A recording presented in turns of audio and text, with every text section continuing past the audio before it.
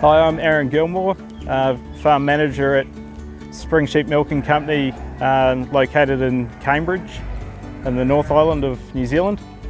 We're running a mob of 850 milking ewes, a Zealandia breed. The farm is the main genetics farm for Spring Sheep Milking Company. We're running a 24-a-side herringbone milking parlour.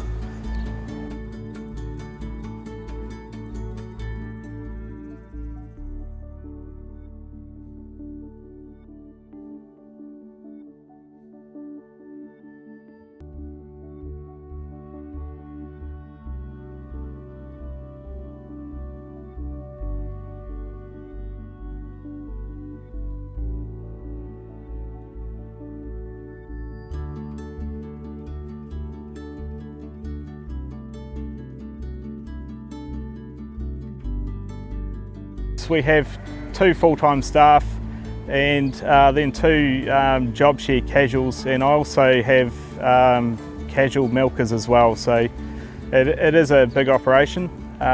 We do have a lot more staff on during the lambing period.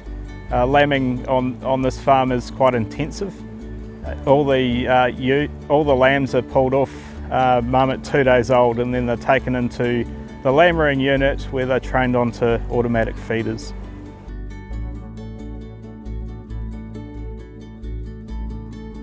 On this farm, current point, we're getting ready for mating. We've just started to put out teasers into our milking mobs, and then further down the line we'll be introducing the rams. That's with our mixed stage mobs. Our hogget mobs, we will be doing AI with them this season, and that'll be the process will be starting in the next week or so. Our first AI date will be around the 15th of March.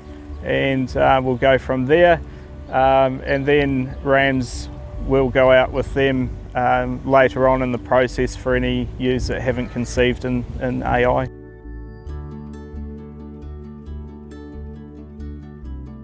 So lamb rearing system on Monavale, the ewes all lamb outside, which I find is really good for them. They can find their own space and have their lambs, and it's a stress-free environment. After 2 days old and the lambs are nice and healthy, they'll come inside to a lamb rearing unit where they'll be reared and trained onto automatic feeders. They'll stay on the automatic feeders until weaning point, and then they'll wean into the barn onto silage and grains and different feeds like that. So with the ewes, right after the lambs come off, well, the day after lambs come off, they're coming into the milking parlour, and they have a 4-day colostrum period before we can put the milk into the vat.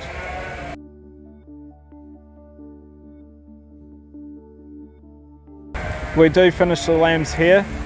We have ewe lambs and ram lambs on farm, and the ram lambs all of the lambs go through a genetic selection process, so they all get tissue sampled when they come into the barn at 2 days old. So all the data goes to our genetics team, and they work out the animals that we want to keep for the future. Perfect.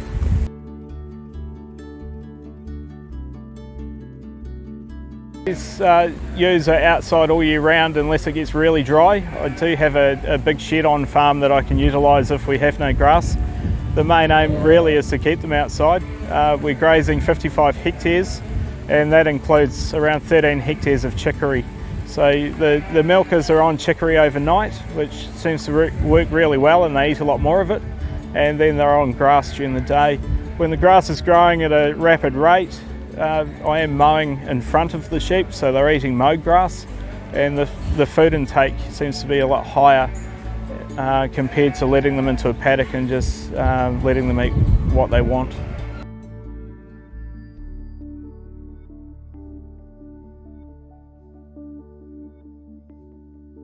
I guess there's a few health challenges with dairy sheep. One of them would be feet. I think every dairy sheep farmer would say the same sort of thing. Lame sheep, foot rot, all the things that goes with them. So the way we overcome it is be proactive on foot trimming and also running them through the foot bath. We run our milkers through zinc, so they'll go through there on a Monday, Wednesday, Friday, and we also draft off sheep regularly to foot trim and get them back up in order again.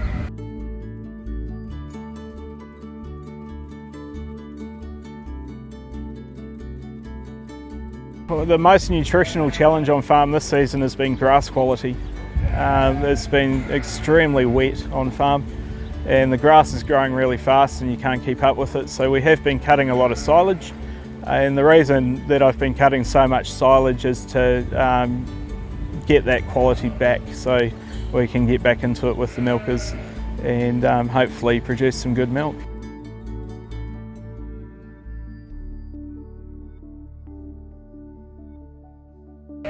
Piece of equipment I couldn't do without farm is a hecton that we use for foot trimming that we tip the sheep over with, because my back's no good for that anymore.